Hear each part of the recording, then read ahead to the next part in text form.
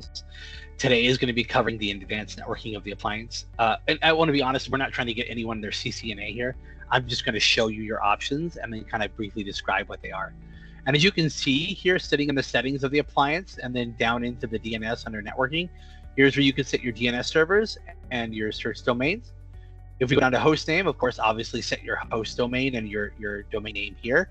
The network adapters is where it starts to get fun. This is where you can set both static and DHCP for your type of IP connection.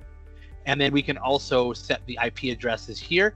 This export to virtual is important because when you go to boot a machine on the appliance, if you don't export that connection to virtual, it will not appear in the options of networks to connect through.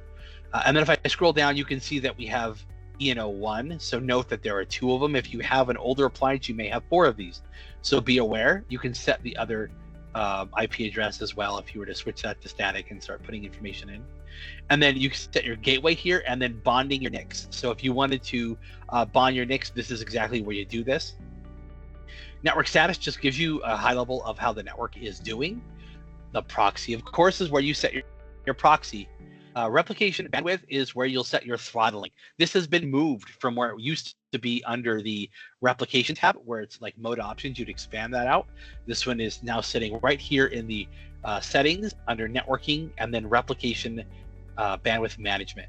Note that there are 2 types. You can throttle based off of your limit in terms of total data moved and speeds. So whatever you might have to be capped by based off of what your ISP sells you.